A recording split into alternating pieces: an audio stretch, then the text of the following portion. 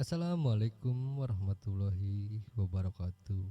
Kembali lagi bersama kami di Kreator Amatir. Kali ini kami akan kembali membacakan sebuah cerita yang berjudul Desa Terkutuk. Sebelum ke ceritanya, seperti biasa kami mohon dukungannya kepada teman-teman semua untuk membantu mengembangkan channel ini dengan cara klik subscribe, like, komen, dan juga share ke media sosial teman-teman semua. Dan tidak berlama-lama lagi, kita masuk saja ke ceritanya.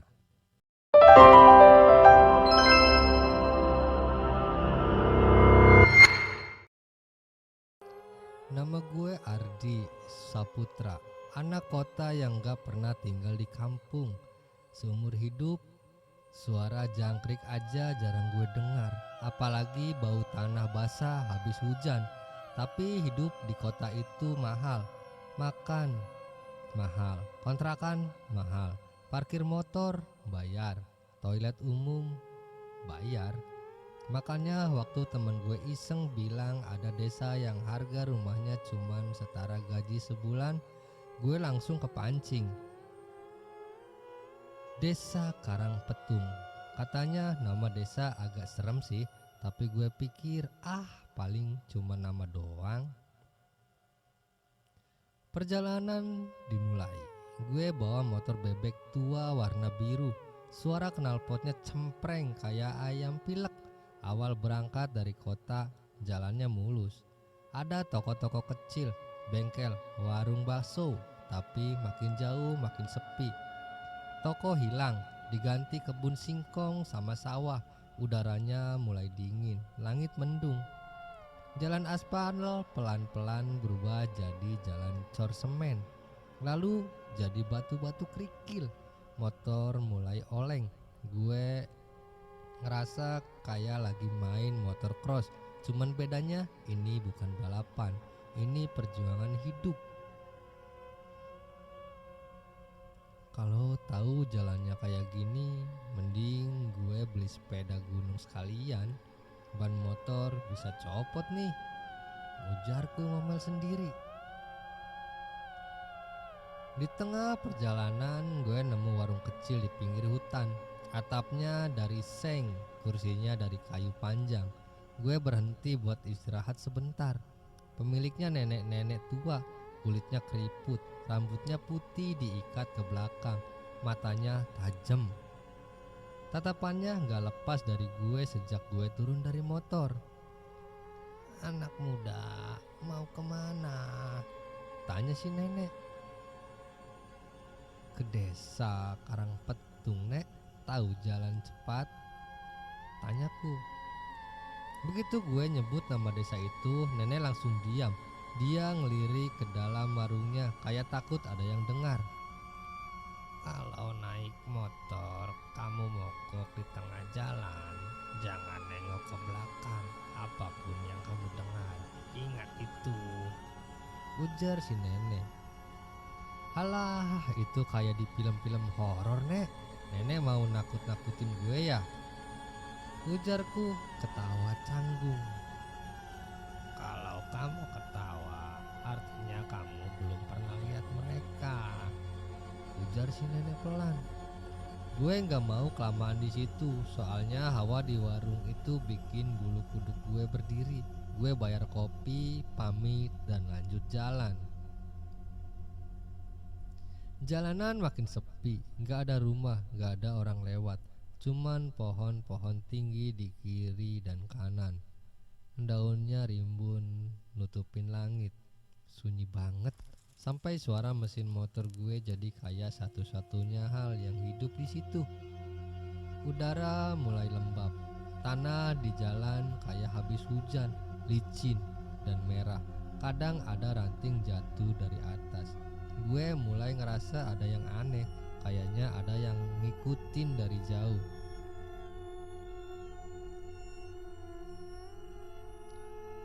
Entah kenapa tiba-tiba motor gue bunyi brot, brot, petok, petok, terus mati. Gue coba starter, gak nyala. Gue turun, cek bensin, masih ada. Cek busi aman, tapi udara di situ mulai dingin banget sampai napas gue keluar asap tipis. Lalu dari belakang gue dengar suara langkah kaki pelan tapi berat. Oke, ini udah mulai gak enak.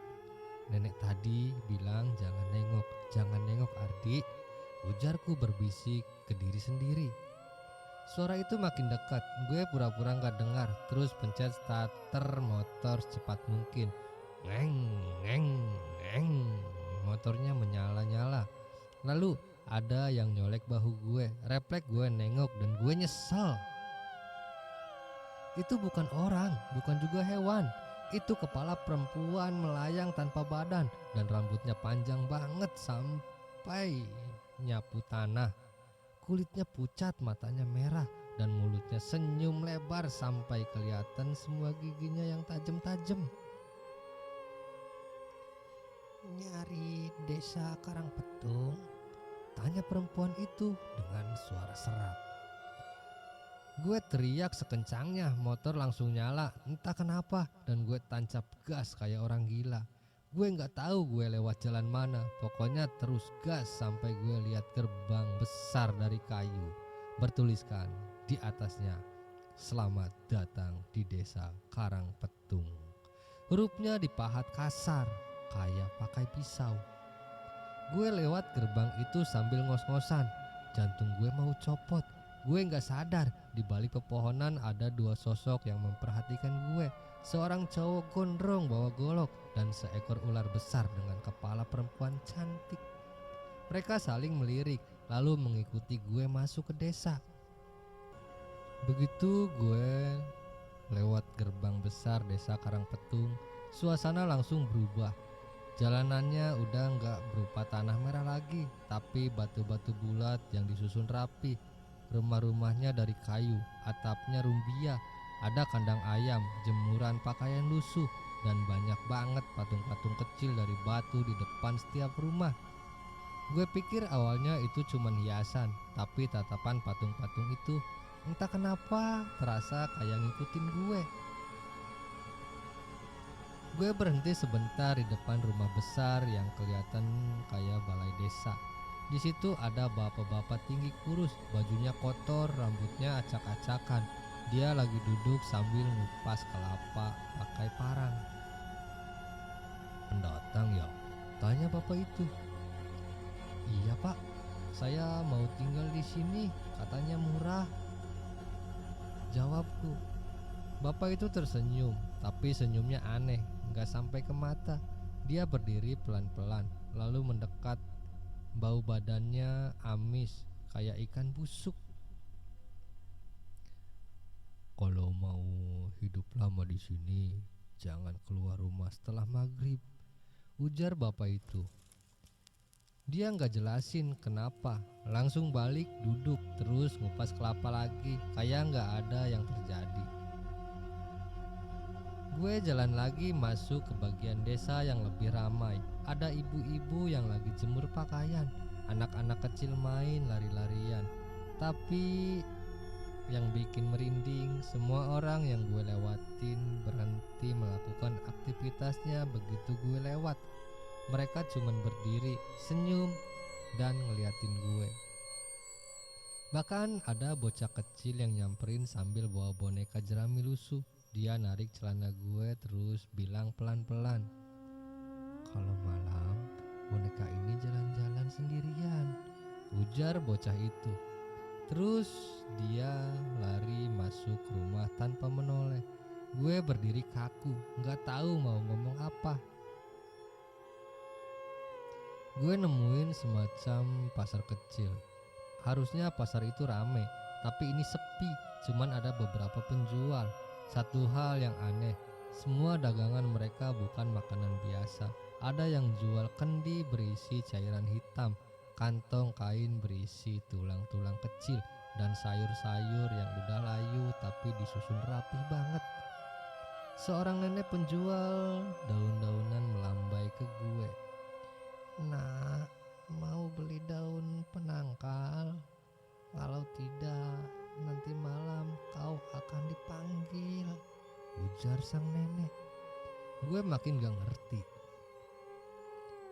Pas gue mau keluar pasar, gue dengar suara bisikan di telinga kanan gue, pelan banget tapi jelas.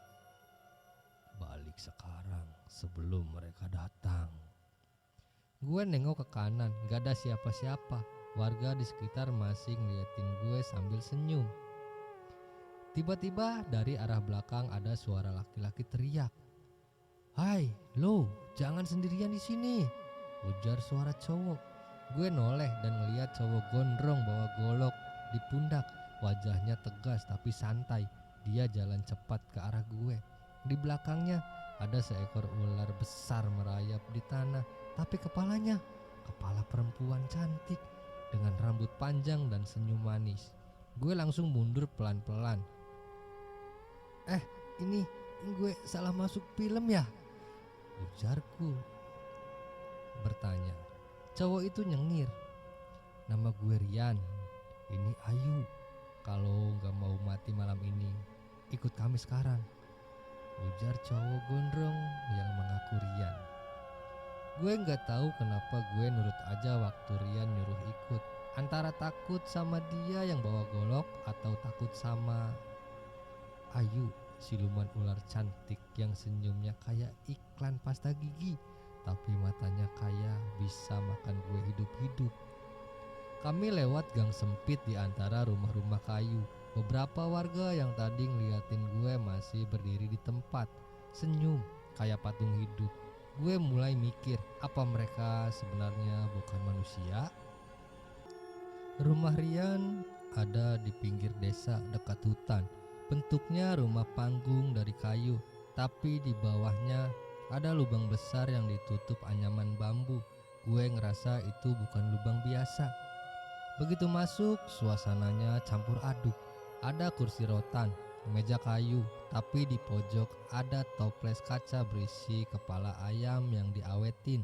Di dinding ada lukisan hitam putih, gambar ular raksasa yang melilit manusia.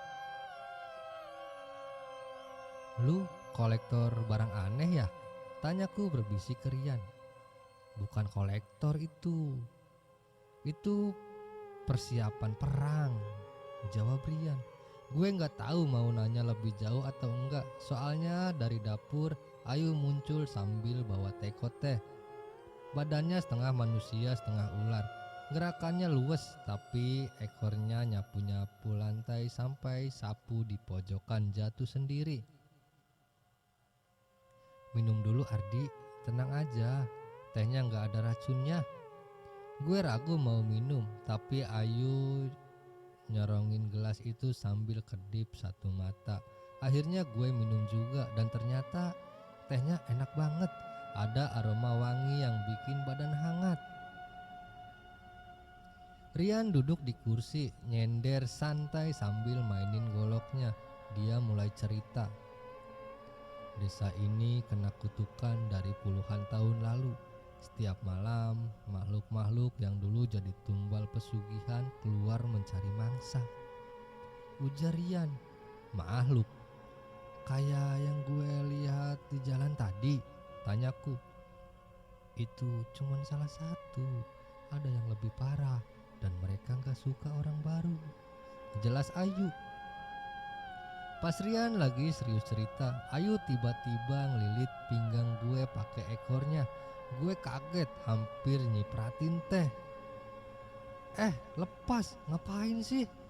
ujarku. "Nyoba lihat, kamu gemetaran gak kalau dipeluk?"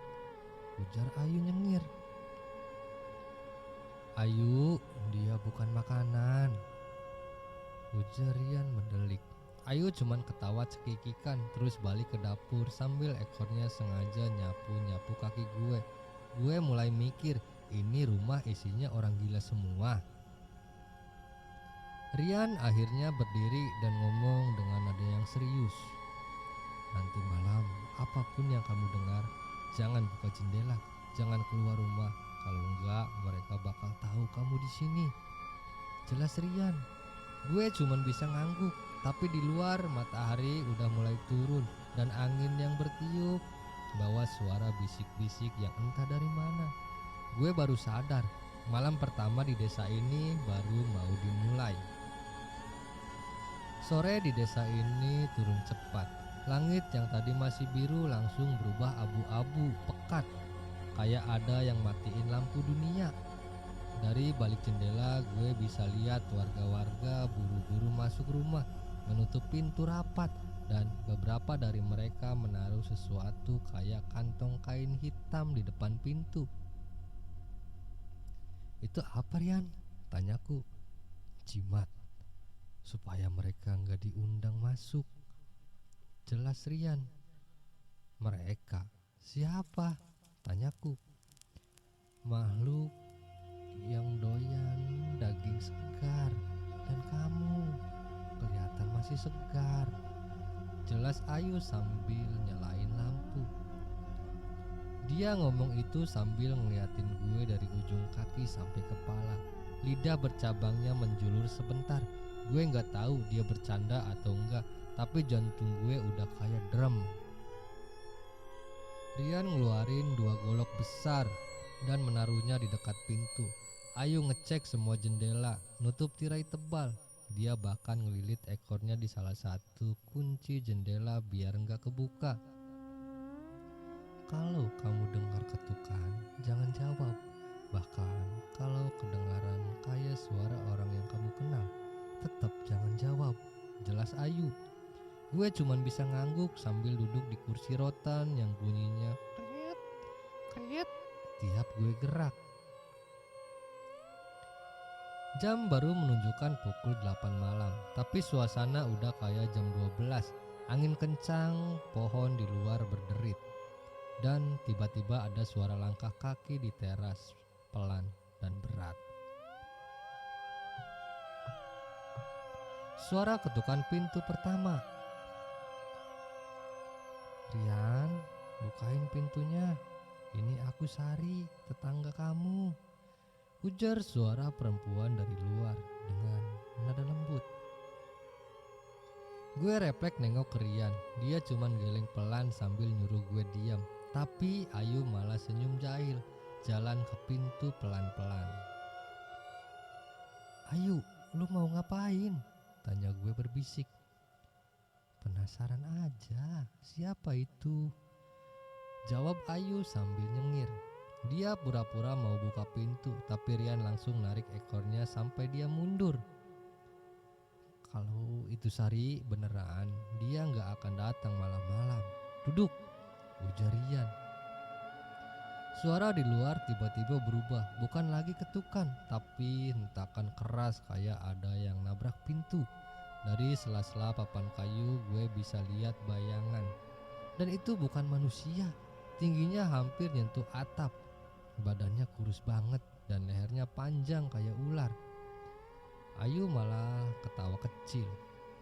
"Itu cuman satu dari mereka. Malah masih panjang, Ardi," ucap Ayu. Pas suara di luar makin brutal, Rian sibuk ngelap goloknya. Gue udah deg-degan, tapi Ayu malah nyodorin sepiring pisang goreng ke gue. "Makan dulu, kalau mati nanti minimal perut kamu udah kenyang," ujar Ayu. "Lu tuh nyemangatin atau nakut-nakutin gue sih?" tanyaku. Dia cuma nyengir, sementara di luar suara langkah dan bisikan makin banyak. Gue sadar ini baru awal malam, dan kemungkinan besar gue gak akan bisa tidur. Di sisi lain, gue kira ketukan pintu tadi udah serem. Ternyata itu cuman pemanasan. Sekarang yang gue dengar bukan lagi ketukan, tapi bisikan. Bukan satu, tapi banyak. Dari luar jendela, dari bawah lantai, bahkan dari atap.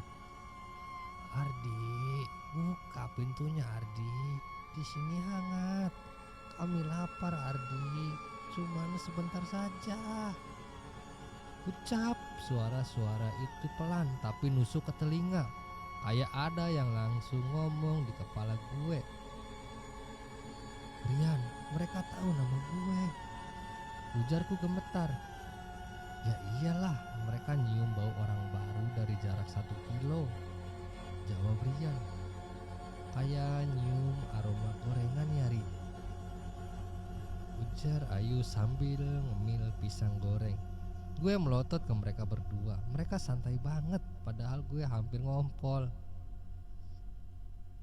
Dari sudut mata gue lihat sesuatu di jendela. Bayangan hitam setinggi atap, tapi kepalanya nunduk nempel kaca.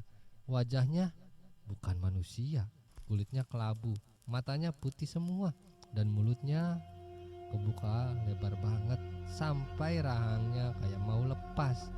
Bayangan itu ngetuk pelan kaca jendela terus senyum. Adik, sini, aku temanin kamu. Dan aku juga temenmu. Gue panik, nggak tahu harus ngapain. Akhirnya gue lempar bantal ke jendela. Suaranya cuman plek doang. Dan makhluk itu malah tertawa. Hahaha. Lu pikir dia takut bantal? Ujar Ayu sambil ketawa ngakak. Aduh, kalau semua pendatang kayak lu, umur mereka cuma 3 malam di sini. Ujar Rian geleng-geleng. Tiba-tiba papan lantai di dekat gue bergetar. Ada sesuatu dari bawah. Ujung jari-jari panjang hitam, kuku tajam mulai nyelip dari celah lantai. Gue udah mau teriak, tapi Rian langsung berdiri, angkat golok dan kas. Jari itu langsung putus. Suara melengking keluar dari bawah lantai, bikin bulu kuduk gue berdiri. Potongan jarinya merayap sendiri ke arah pintu sebelum meleleh jadi cairan hitam. Makhluk di jendela masih ngetuk. Ayu maju, ekornya memanjang. Terus dia brak, mukul kaca dari dalam. Makhluk itu langsung mundur sambil melolong. Ayu senyum ke gue. Lihat, kadang cuman butuh sedikit pukulan manis. Jelas Ayu. Gue cuman bisa melongo. Manis apanya? Itu kayak main baseball pakai ekor ular. Setelah itu suara-suara mulai menghilang. Angin di luar berhenti. Desa jadi sunyi lagi. Rian duduk nyender di kursi. Goloknya masih berlumur cairan hitam. Kalau bisa bertahan 3 malam, kemungkinan lu aman. Kalau enggak, ya lu jadi bagian dari mereka. Ujar Rian. Gue menelan ludah. 3 malam di sini rasanya kayak 3 tahun di neraka. Di sisi lain, pagi itu kabut tebal menggantung di seluruh desa. Udara lembab menempel di kulit, dan aroma tanah basah bercampur anyir seolah menyusup sampai ke tenggorokan. Aku berjalan di belakang Rian dan Ayu, melewati jalan setapak yang diapit rumah-rumah kayu tua. Jangan banyak melamun, Di, kata Rian sambil melirik ke belakang. Kalau di sini pikiran kosong, suka ada yang masukin pikiran mereka ke kepala kita. Aku mengerutkan dahi. Pikiran mereka. Ayu yang kini berbentuk manusia tersenyum samar. Makhluk yang terjebak di antara hidup dan mati. Mereka haus teman. Kami berhenti di depan sebuah rumah kosong. Papan kayunya lapuk, catnya mengelupas, dan di sudut jendela ada bekas goresan kuku yang memanjang seperti seorang berusaha keluar. Aku melangkah mendekat, tapi Ayu menahan langkahku. Ini salah satu tempat awal kutukah, bisiknya. Rian berjongkok menunjuk tanah di depan rumah itu. Ada bekas telapak kaki yang aneh. Ujung jari kakinya memanjang seperti cakar, tapi ukurannya sebesar telapak manusia. Ini jejaknya makhluk yang kita lihat semalam, kata Rian pelan. Dia yang menjaga rahasia desa ini, sambungnya. Aku merasakan sesuatu bergetar di saku jaketku. Saat kurogoh, ternyata kertas lusuh yang kemarin diberikan kakek tua di warung. Kali ini ada tulisan baru yang seolah muncul sendiri. Kuncinya ada di sumur tua sebelum bulan ke-13. Aku langsung menunjukkannya ke Rian dan Ayu. Wajah Ayu berubah serius, bahkan sedikit tegang. Bulan ke-13, berarti kita cuma punya waktu sebelum gerhana ganda datang, ujarnya. Rian menelan ludah. Gerhana gandan? Tanyanya. Di antara obrolan serius itu, tiba-tiba terdengar suara langkah cepat di balik rumah kosong itu. Aku menoleh dan sesaat melihat sosok perempuan tinggi dengan rambut panjang tergerai menutupi wajahnya. Dia bergerak terlalu cepat, seperti melesat di udara meninggalkan jejak basah di tanah. "Kejar!" teriak Rian.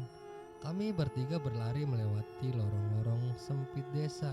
Napasku memburu, tapi anehnya Rian sambil lari masih sempat mengoceh. Kalau ini beneran hantu, gue gak mau jatuh di depan dia, nanti malu." "Fokus Rian," bentak Ayu. Kali ini dengan nada setengah mendesis. Lidahnya sempat terbelah seperti ular saat marah. Sosok itu akhirnya menghilang di dekat sumur tua yang dipenuhi lumut. Di bibir sumur ada ikatan tali anyaman bambu yang separuhnya terbakar. Ayu berjongkok memeriksa. Ini bekas ritual pengikat kutukan, tapi ada yang memutusnya. Aku menelan ludah. Berarti kutukan ini bukan kecelakaan, tapi sengaja dibuka, tanyaku. Rian mengangguk pelan. "Dan yang buka masih ada di desa ini," jelas Rian lagi. Angin bertiup kencang, membuat kabut semakin pekat. Dari dalam sumur terdengar suara lirih seperti seorang berbisik, "Kembalikan yang diambil." Aku merasa darahku membeku. Dan untuk pertama kalinya sejak datang ke desa ini, aku yakin kutukan ini bisa diputus. Tapi itu berarti aku, Rian, dan Ayu harus menghadapi sesuatu yang sengaja membiarkan neraka ini terbuka. Angin dini hari itu terasa berbeda. Tidak lagi sekedar dingin, tapi seperti mengandung bisik-bisik yang menggelitik telinga. Aku, Rian, dan Ayu berdiri di depan sumur tua di ujung desa. Sumur yang katanya menjadi kunci kutukan ini. Rian mengangkat senter dan mengarahkan cahayanya ke bibir sumur. "Nah, ini dia sumurnya. Tapi ingat, Dik, jangan sembarangan ngomong di sini," katanya. Penjaganya sensitif sama suara manusia. Ayu dalam wujud gadis cantiknya menatapku tajam. Bahkan bisikannya bisa bikin dia bangun. Suaranya pelan, tapi tatapannya bikin bulu kuduku meremang. Aku mengangguk, mencoba terlihat tenang, meskipun jantungku sudah seperti genderang perang. Kami mulai menelusuri ukiran-ukiran di batu sekitar sumur. Simbol-simbolnya asing. Perpaduan antara huruf Jawa kuno dan simbol yang lebih menyerupai sisik ular. Jari Ayu menyusuri ukiran itu, lalu berhenti di satu bagian. "Ini mantra pengikat," katanya. "Kalau pengikat ini diputus, kutukan desa ikut runtuh." "Terus kita putusin aja," jawab Rian santai sambil jongkok mencoba melihat ke dalam sumur. Ayu langsung menepis tangannya. "Bodoh, kalau diputus tanpa ritual yang terlepas bukan cuma kutukan, tapi juga sesuatu yang jauh lebih berbahaya." Aku menelan ludah. "Berbahaya kayak gimana?" tanyaku. Jawabannya datang bukan dari mulut Ayu, tapi dari dalam sumur itu sendiri. "Kalian memanggil." Suara itu seperti berasal dari dalam kepalaku, bergema berat dan membuat sendi-sendiku. Kakiku melemah. Air sumur yang tadinya tenang mulai beriak pelan, lalu berputar membentuk pusaran. Rian mundur selangkah. Waduh, ini pik gak beres, Di. Dari pusaran itu muncul tangan-tangan hitam panjang, basah dengan kuku tajam berwarna hitam kebiruan. Lengan-lengan itu berusaha memanjat keluar, diikuti wajah atau lebih tepatnya tengkorak berlumut. Matanya kosong tapi penuh cahaya hijau yang menyala dari dalam. Ayu langsung berubah ke wujud siluman ularnya. Kulitnya diselimuti sisik perak kehijauan, matanya berkilat tajam. Itu penjaga sumur, dia tak akan membiarkan siapapun mengungkap rahasia ini, jelas Ayu. Penjaga itu melangkah keluar dari bibir sumur. Tubuhnya menjulang, rambutnya panjang, basah meneteskan air hitam, dan setiap tetes yang jatuh ke tanah membuat rumput di sekitarnya membusuk seketika. Aku memegang kayu yang Rian berikan, tapi rasanya sia-sia melawan makhluk seperti ini. Rian, kita beneran mau melawan dia? Tanyaku. Rian nyengir meskipun jelas-jelas takut. Gak ada pilihan lain. Kalau kabur dia bakal ngejar sampai kita mati, jawab Rian. Aku mendesis. Ayu mendesis. Lidahnya bercabang keluar. Ardi, fokus, jangan biarkan matanya menatap langsung ke matamu. Itu bisa bikin jiwamu ketarik ke sumur, ujar Ayu. Makhluk itu bergerak cepat. Tangan-tangan panjangnya melayang di udara, berusaha meraih kami. Ayu melilitkan tubuh ularnya di salah satu lengannya, tapi lengan lain berhasil menyentuh bahuku, dan seketika kepalaku dipenuhi gambaran-gambaran mengerikan. Desa ini dipenuhi mayat hidup, langit hitam penuh petir, dan aku terikat di bibir sumur sambil diseret ke dalam. Aku menjerit, tapi suara itu terdengar teredam. Rian mendorongku jatuh ke tanah, memutus kontak. Bangun Ardi, dia main psikologis, teriak Rian. Pertarungan itu makin kacau. Ayu berhasil mematahkan satu lengan, tapi dari bahunya tumbuh yang baru. Penjaga itu tertawa, suara yang lebih mirip pertakan kayu lapuk. Lalu aku melihatnya. Di batu ukiran tadi ada simbol kecil yang tidak diperhatikan Ayu dan Rian. Bentuknya seperti mata yang terbelah dua.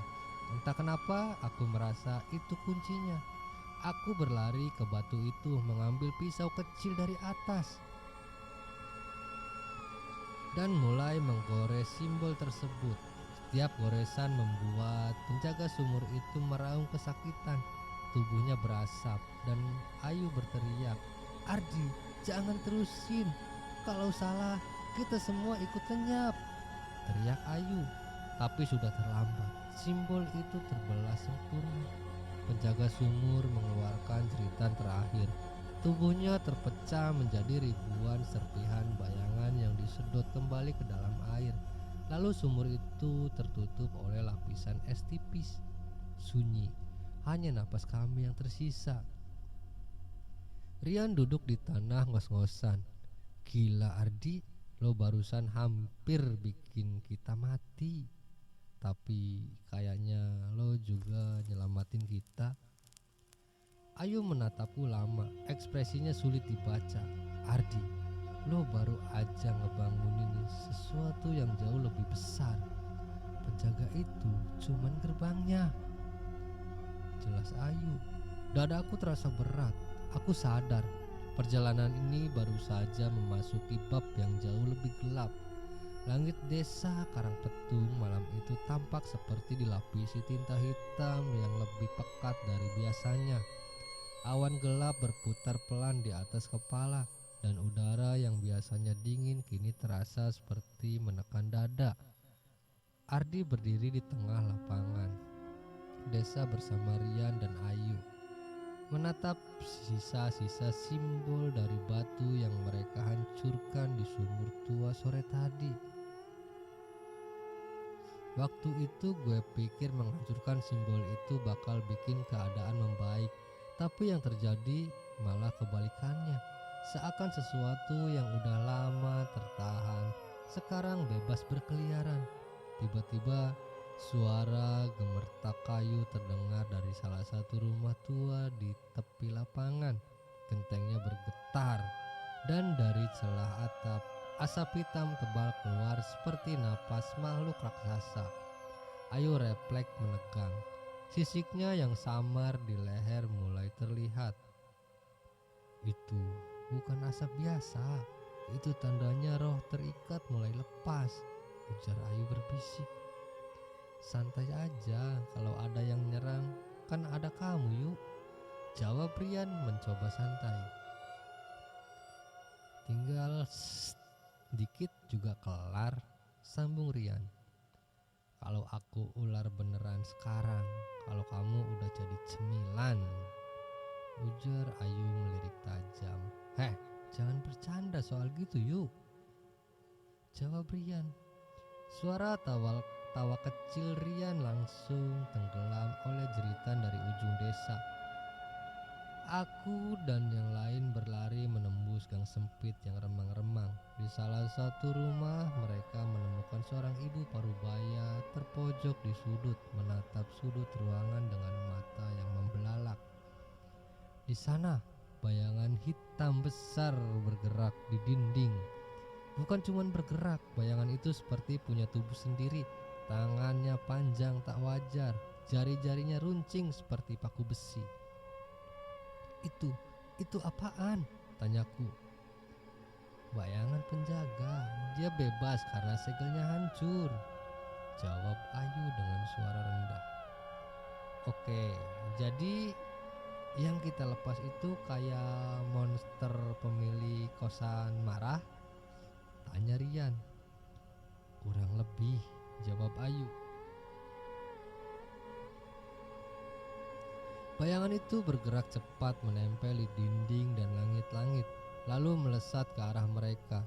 Ardi meraih kursi dan melemparkannya, tapi kursi itu menembus bayangan tanpa efek.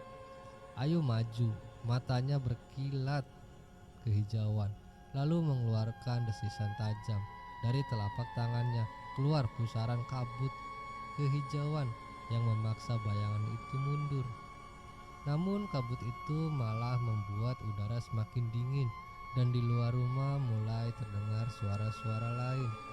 Geraman, tawa anak-anak, dan dentingan lonceng tanpa sumber.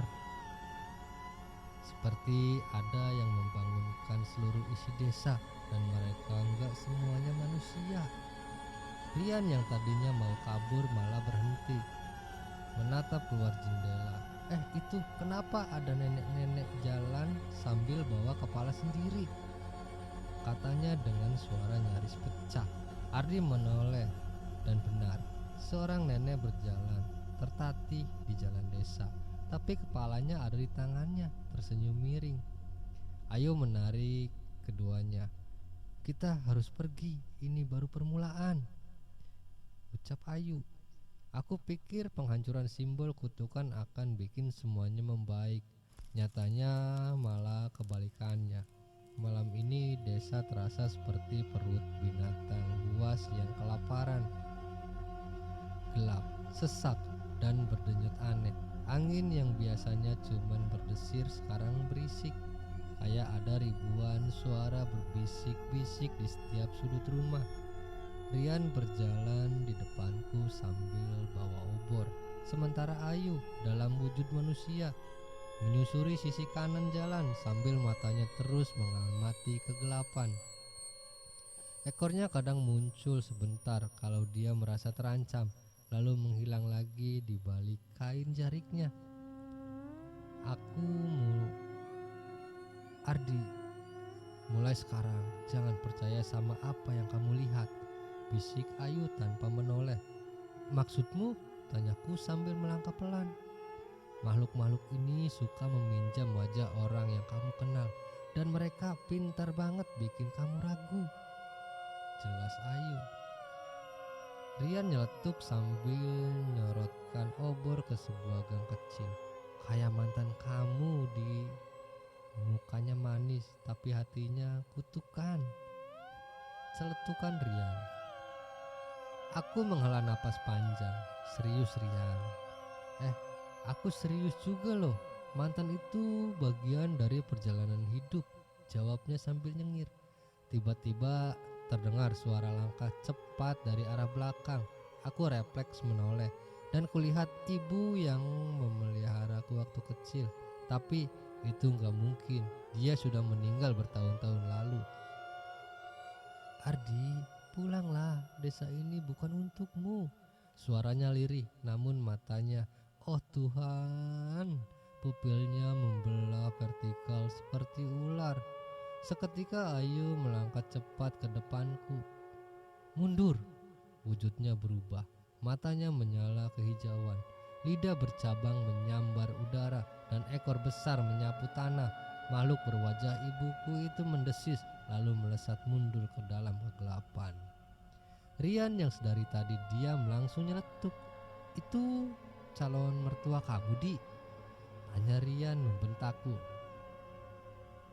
Tapi sebelum aku sempat memarahinya lagi, tanah di bawah kaki kami bergetar.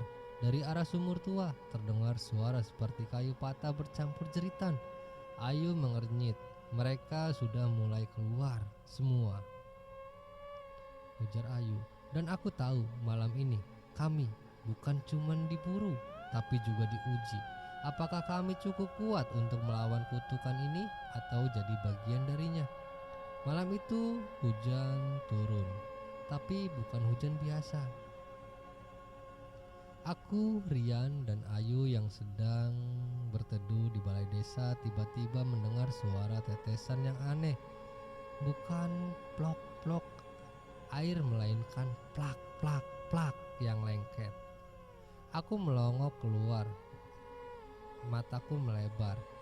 Langit desa seperti merembas cairan merah pekat seperti darah. Ini darah, Rian, ujarku. Iya, santai aja.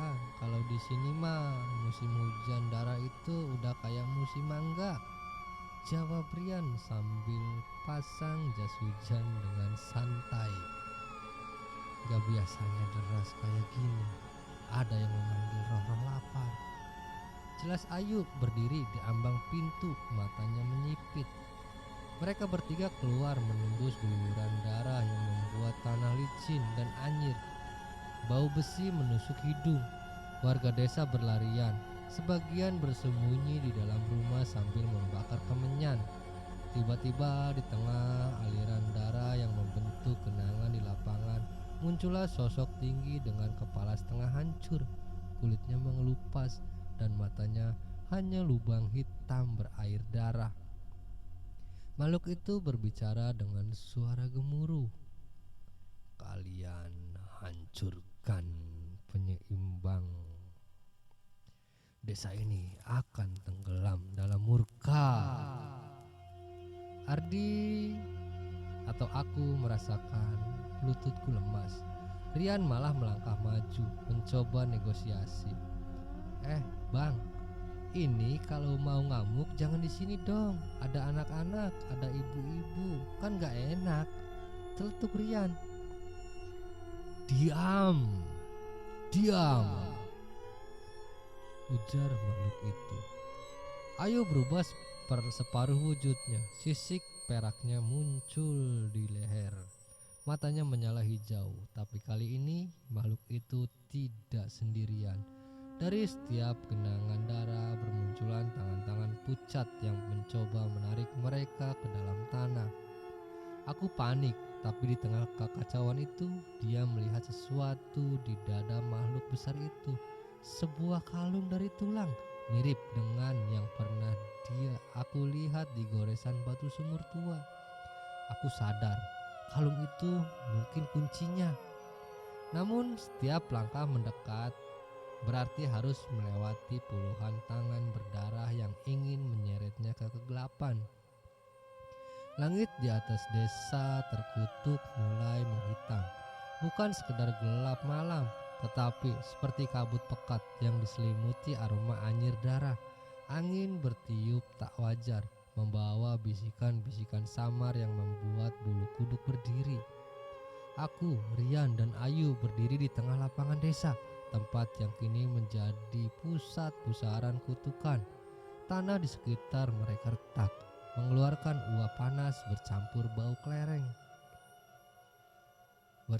bau belerang. Aku, Ardi, kita nggak punya banyak waktu, ujar Ayu, matanya yang bersinar kehijauan menatap ke arah rumah tua di ujung jalan, tempat sumber terakhir kutukan diyakini berada. Rian, meski berusaha terlihat santai, jelas gelisah. Kalau boleh jujur, gue lebih pilih kabur sekarang. Lihat tuh. Ia menunjuk ke arah barat, di mana bayangan-bayangan hitam berbentuk manusia tanpa wajah berjalan mendekat. Aku menggenggam kalung tulang peninggalan leluhur yang mereka bawa. Kalau kita kabur, semua ini gak akan pernah selesai. Kutukan ini bakal menyebar keluar dari desa, ujarku. Tiba-tiba dari arah sumur tua terdengar letusan seperti batu besar meledak dari dalamnya. Muncul sosok tinggi berbalut kain lusuh. Wajahnya dipenuhi luka terbuka yang menganga. Di tangan kanannya ia membawa tongkat hitam berujung tengkorak kecil yang terus berteriak lirih. Kalian telah membangunkan aku. Suaranya bergetar, bergema di udara seperti gema di gua. Ayu menelan ludah. Itu penjaga terakhir, ujar Ayu. Makhluk itu berjalan perlahan. Setiap langkahnya membuat tanah bergetar. Bayangan hitam di sekitarnya bergerak seperti kawanan serangga mengepung dari segala arah. Aku mengangkat kalung tulang. Cahaya samar keluar dari permatanya. Bayangan-bayangan itu memekik kesakitan, tapi tidak mundur. Rian mengayunkan sebilah parang yang mereka temukan kemarin, memotong salah satu bayangan hingga terurai menjadi kabut. Ayu berubah wujud separuh. Sisik kehijauan muncul di leher, dan matanya bersinar tajam. Aku akan menahan mereka. Ardi, masuk ke dalam rumah itu, cari sumbernya, teriak Ayu. Aku menoleh sebentar, lalu berlari menerobos barisan bayangan, hanya berbekal cahaya kalung itu. Rian berusaha menutup jalannya, meski tubuhnya mulai dipenuhi goresan akibat serangan makhluk-makhluk itu. Ketika aku sampai di depan rumah tua, pintunya terbuka dengan sendirinya, mengeluarkan hawa dingin menusuk tulang. Dari dalam terdengar suara perempuan menangis, pelan tapi jelas. Masuklah Ardi, suara itu berbisik seperti berasal dari kepalanya sendiri. Aku menggenggam kalung lebih erat, melangkah ke dalam. Sementara di luar, teriakan Rian dan raungan Ayu bergema, bersatu dengan gemuruh kutukan yang semakin menjadi-jadi. Begitu aku melewati ambang pintu, cahaya dari luar langsung padam, seolah tersedot. Hanya ada kilatan samar dari kalung tulang yang ia genggam, memantulkan dinding rumah yang penuh ukiran simbol aneh. Luka pahatan yang tampak seperti wajah-wajah manusia sedang berteriak. Udara di dalam sangat dingin, tapi anehnya aku bisa mencium bau darah segar. Kau datang sama seperti dia, darahnya ada padamu. Suara perempuan lirih bergema di setiap sudut ruangan. Aku berhenti. Dia siapa? Ujarku. Sebelum sempat bertanya, lantai kayu di bawah kakiku berderit dan tiba-tiba ambruk menjatuhkanku ke ruang bawah tanah yang gelap gulita. Tubuhku menghantam tanah basah saat ia mencoba berdiri. Ia melihat sesuatu yang membuat tenggorokannya tercekat. Sebuah meja batu besar. Di atasnya tergeletak kerangka manusia yang masih dibungkus kain ritual merah. Tengkoraknya retak dan di dadanya tertancap belati hitam yang berlumuran darah segar, meski jelas-jelas sudah mati puluhan tahun. Kalung tulang di tanganku mulai berdenyut seperti jantung. Cahaya permata di tengahnya semakin terang, menerangi tulisan di dinding. Perjanjian Karang Petung.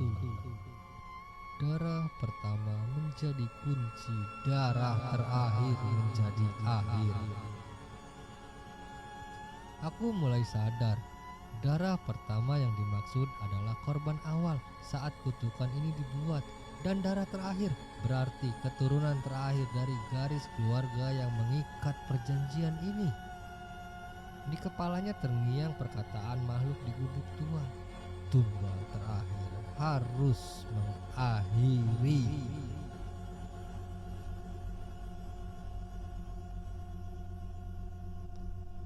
Sementara itu, Rian sudah tersungkur, napasnya berat. Bayangan-bayangan hitam terus menekan, dan Ayu dalam wujud silumannya mulai kehilangan tenaga. Sisiknya penuh retakan berdarah.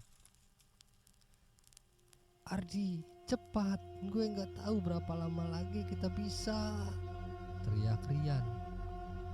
Suara Rian terputus oleh hembusan gelombang hitam dari tongkat sang penjaga terakhir, membuat seluruh desa berguncang. Kembali ke dalam. Di ujung ruang bawah tanah muncul perempuan bergaun putih berlumur darah. Wajahnya cantik tapi pucat mati. Rambutnya tergerai panjang, dan di tangan kirinya ia menggenggam rantai besi berlumuran darah. "Kalau kau benar-benar ingin mengakhiri ini, Ardi, kau harus menusukkan belati itu ke hatimu sendiri." Suara itu tenang, tapi matanya menatap penuh dendam. Aku terdiam. Tanganku gemetar di atas belati. Ia tahu jika yang perempuan itu katakan benar, maka aku adalah keturunan terakhir yang dimaksud. Di atas kepalaku terdengar raungan Ayu dan jeritan Rian. Waktu hampir habis. Langit di desa Karang Petung seperti terbelah dua. Setengahnya masih diselimuti senja merah, setengahnya lagi tertutup kabut hitam tebal yang bergerak seperti hidup. Tanah bergetar pelan.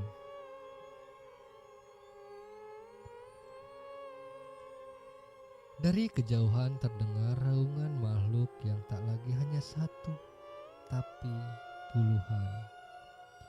Aku berdiri di tengah lingkaran batu kuno di halaman bekas balai desa.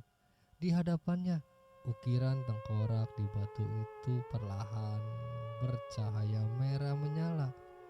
Ayu dan Rian tertahan di pinggir lingkaran, tak bisa mendekat karena dinding tak kasat mata memantulkan tubuh mereka berkali-kali. "Ardi, keluar dari situ, itu jebakan. Jangan dengarkan suaranya," ujar Ayu teriak putus asa.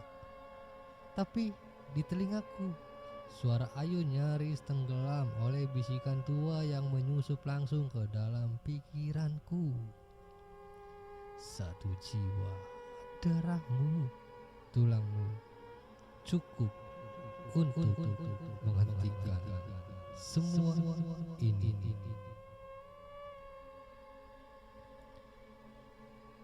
Aku melihat kilatan bayangan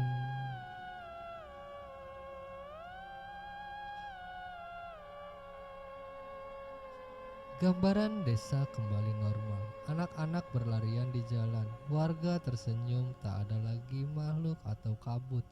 Semuanya tenang, tapi hanya jika ia mengorbankan dirinya.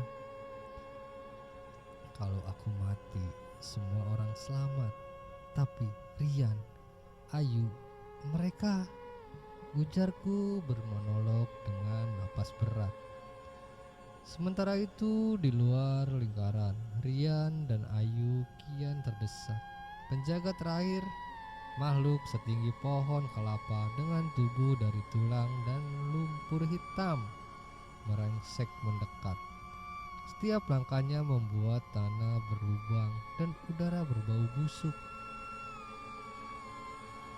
Ayu, gue gak bisa tahan lama lagi. Makhluk ini gila kuatnya, ujar Rian menghunus goloknya panik. Tahan sedikit lagi. Kalau Ardi sampai pilih salah atau salah pilih, habis kita semua, ujar Ayu berubah ke wujud siluman ular setengah tubuh. Aku menunduk menatap telapak tanganku yang kini mulai retak seperti tanah kering, tanda bahwa ia memang dipilih untuk menjadi tumbal. Tiba-tiba kilatan cahaya biru muncul dari belakang kabut. Hasan dan Gita menerobos. Wajah mereka pucat, tapi tekadnya membara.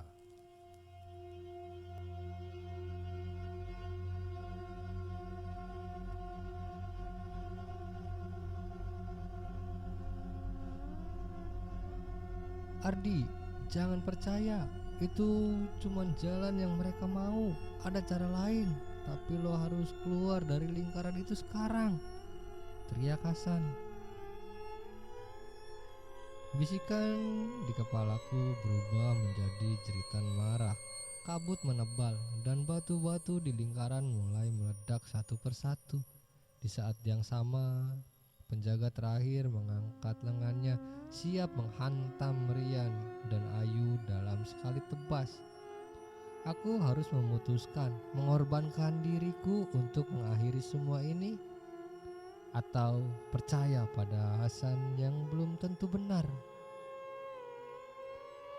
Dan di tengah teriakan semua orang, waktu seakan berhenti. Langit di atas desa Karangpetung menghitam seperti tinta tumpah. Angin menderu membawa aroma tubuh tanah basah bercampur bau anyir darah. Simbol-simbol kutukan di tanah mulai bersinar merah menyala. Retakan-retakan tanah membuka dan suara jeritan dari dalam bumi bergema.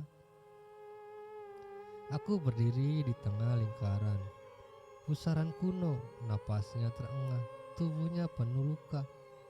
Di hadapannya, penjaga terakhir menjulang.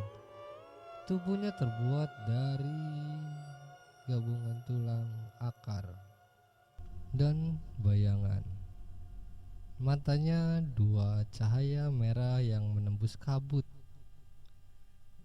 Kalau aku tetap di sini, ini mungkin akan mengakhirinya. Tapi kalau aku pergi, desa ini habis, ujarku membatin. Rian dan Ayu berusaha menahan serangan gelombang makhluk-makhluk kutukan yang tak henti datang. Ayu berubah ke wujud silumannya sepenuhnya. Sisik berkilat, ekor melilit makhluk-makhluk itu dan melempar mereka ke udara. Rian menembakkan panah pusaka yang terus ia isi ulang dengan tangan gemetar. Aku gak tahu kita bisa tahan berapa lama lagi, Ayu, teriak Rian. Tahan saja.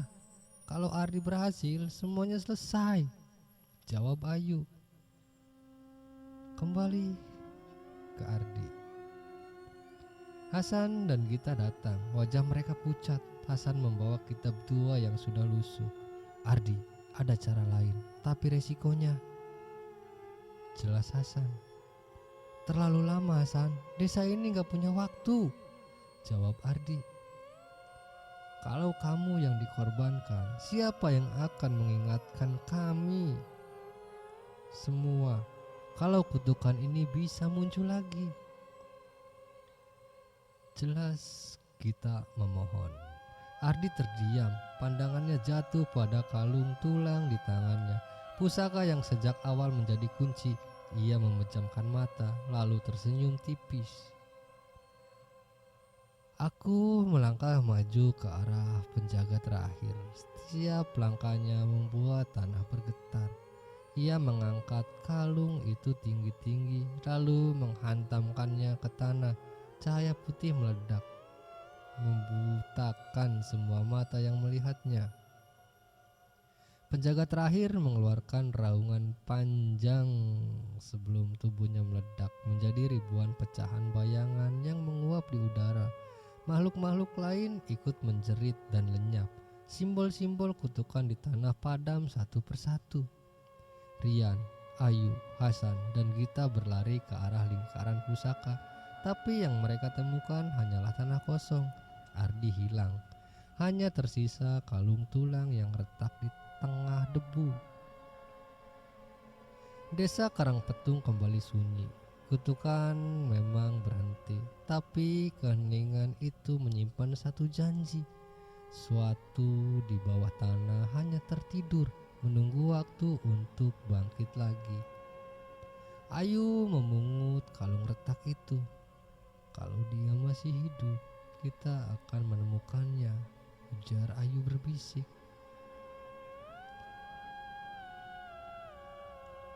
Kita masuk ke epilog pertama. Matahari sore merayap pelan di langit desa Karangpetung. Sinarnya berwarna jingga keemasan, seolah ingin menutup lembaran kelam yang telah menghantui desa ini selama puluhan tahun. Jalan tanah yang dulu penuh kabut pekat kini terasa lebih hangat, meski udara masih menyisakan aroma tanah basah dan samar-samar bau belerang dari sumur tua yang kini tertutup rapat. Aku berjalan pelan menyusuri jalan setapak. Langkahnya berat tapi penuh lega. Bajunya lusuh, luka-luka kecil di wajahnya belum sepenuhnya sembuh. Namun tatapan matanya sudah tidak lagi dihantui rasa bersalah seperti sebelumnya. Dari kejauhan ia melihat 3 sosok yang berdiri menunggunya di depan balai desa. Rian dengan senyum konyolnya yang khas langsung berlari menyambut. "Woi, pahlawan kita, akhirnya pulang juga," ujar Rian dengan suara nyaring namun terdengar serak seperti habis menahan tangis. Di sampingnya Hasan berdiri dengan kedua tangannya di saku celana, tapi matanya tak bisa menyembunyikan rasa lega. "Kali ini lo benar-benar gila, Di, tapi gue salut. Lo ngelakuin sesuatu yang orang lain gak akan pernah berani," ujar Hasan. Gita yang biasanya kaku kini menepuk bahuku dengan lembut. "Desa ini berhutang sama lo, Ardi," ujar Gita. Di belakangnya mereka, Ayu, sang siluman ular berdiri anggun. Wajahnya teduh, rambut hitamnya berkilau diterpa cahaya sore. Mata hijaunya menatap Ardi dalam-dalam, seolah berbicara tanpa kata. "Kutukan itu sudah pergi. Kau telah mengubah nasib Karangpetung, Ardi, dan aku berhutang nyawa padamu," ujar Ayu dengan suara lembut tapi bergetar. Ardi atau aku hanya tersenyum tipis. Aku melirik ke arah sumur tua yang kini sudah disegel dengan batu dan mantra pelindung. Semua kejadian mencekam, makhluk penjaga simbol terkutuk, darah, dan pilihan maut terlintas di pikiranku seperti kilatan kilat.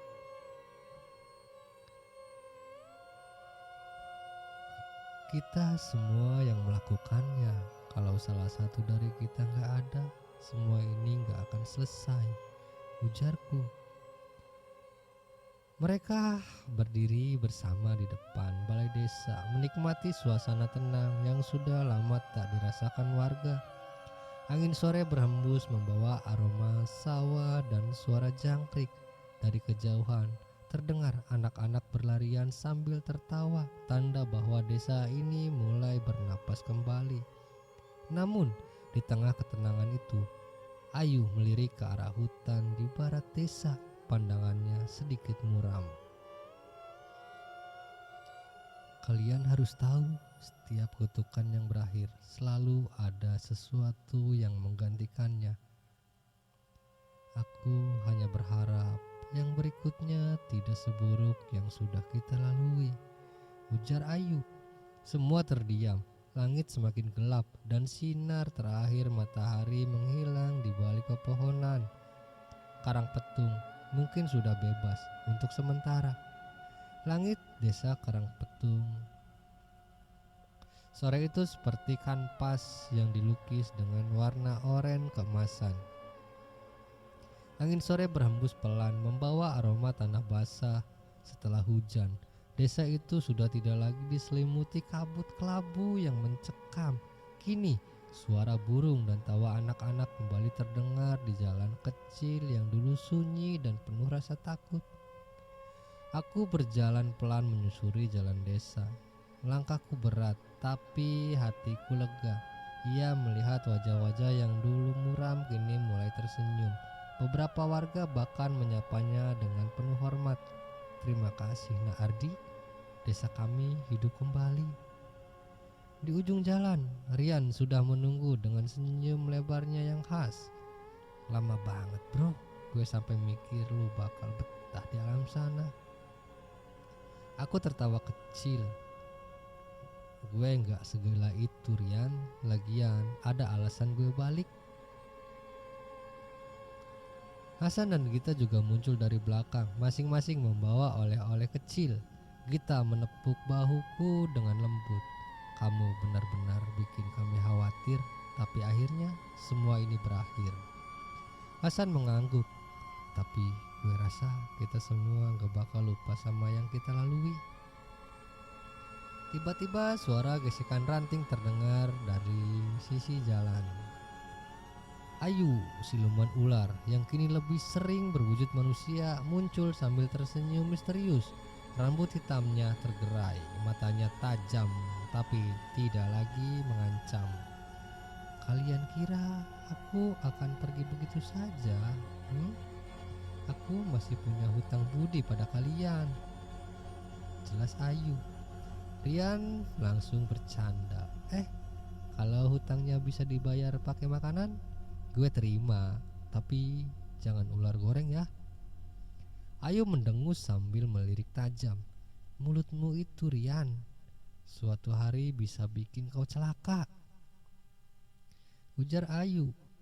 Mereka semua tertawa untuk pertama kalinya sejak petaka dimulai. Tawa itu terdengar tulus.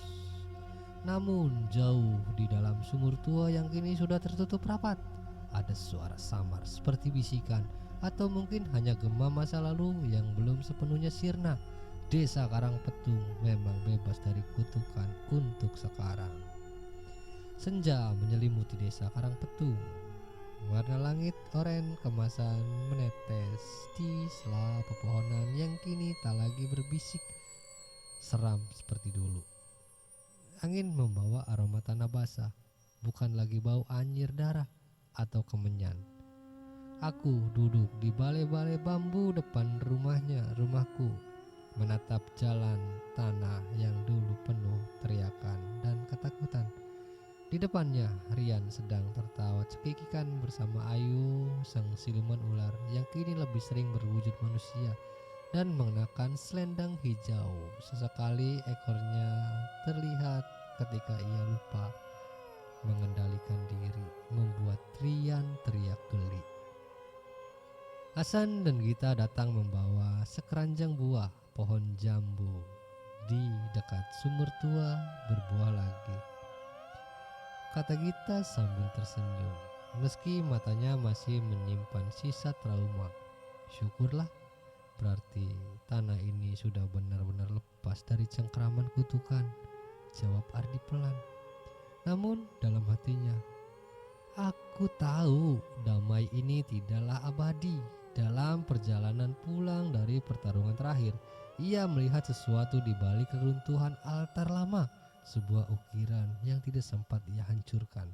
Ukiran itu bergambar mata yang seolah mengikuti gerakannya kemanapun ia pergi. Sore itu, Ayu mendekat sambil membawa segelas teh hangat. kau terlihat gelisah, Ardi, ucapnya. Matanya menatap dalam. Aku hanya tersenyum tipis, hanya berharap semua ini tidak terulang. Angin sore bertiup sedikit lebih dingin di kejauhan dari arah hutan yang kini sepi. Seekor burung gagak hitam hinggap di pohon mati, mengeluarkan suara parau, suara yang pernah mereka dengar di malam-malam terkutuk dahulu. Kedamaian telah kembali, tapi bayangan masa lalu tidak benar-benar pergi. Dan cerita pun tamat. Terima kasih untuk teman-teman semua yang sudah menyimak dan mendengarkan cerita ini. Seperti biasa, saya mohon dukungannya kepada teman-teman semua untuk membantu mengembangkan channel ini. Dan nantikan cerita-cerita berikutnya. Sekali lagi saya ucapkan banyak-banyak terima kasih. Wabillahi taufiq wal hidayah. Wassalamualaikum warahmatullahi wabarakatuh.